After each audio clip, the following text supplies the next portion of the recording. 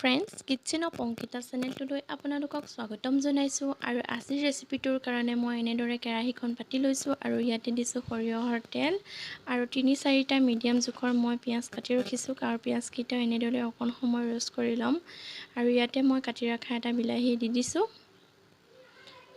আৰু এইখিনি অকণ সময় লৰাই লৈছোঁ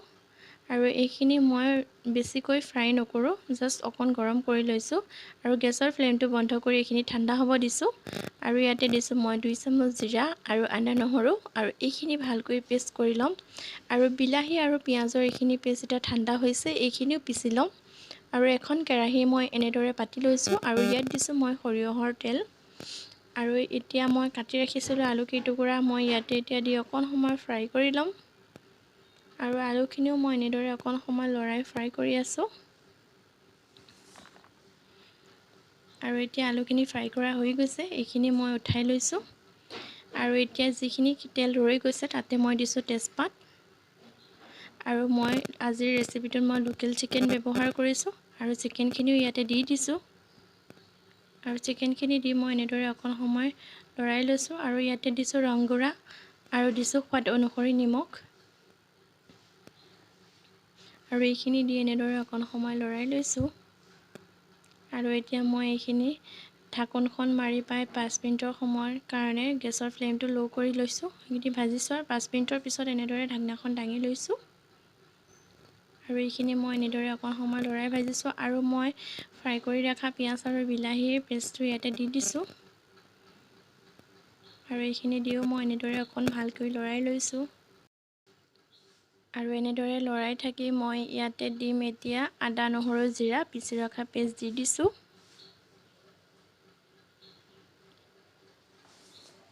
আৰু এইখিনি দি অকণ সময় এনেদৰে মই লৰাই আছোঁ আৰু ইয়াতে দিছোঁ মই মিট মছলা আৰু দিম অকণমান ৰেড চিলি পাউডাৰ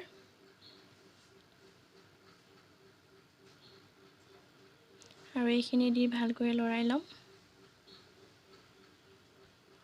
আৰু এতিয়া মই এইখিনি ভালকৈ লৰাই লৈ ঢাকনখন লগাই পাই 5 মিনিটমান সময় গেছৰ ফ্লেমটো পুনৰ ল' কৰি পেলাই এইখিনি মই ঢাকন মাৰি ৰাখিছোঁ আৰু 5 মিনিটৰ পিছত এনেদৰে ঢাকনখন মই এতিয়া খুলি চাম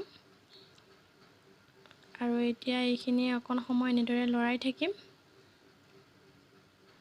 আৰু মই এইখিনি সময়ত এতিয়া আৰু ঢাকন নলগাওঁ এনেদৰে লৰাই পানীখিনি ভাজি শুকুৱাই ল'ব লাগিব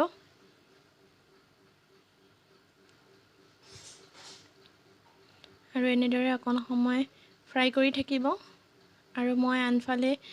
পানী গৰম কৰি থৈছোঁ ইয়াত দিবলৈ মই প্ৰায় 2 গিলাচমানৰ জোখমতে ইয়াতে পানী দি দিছোঁ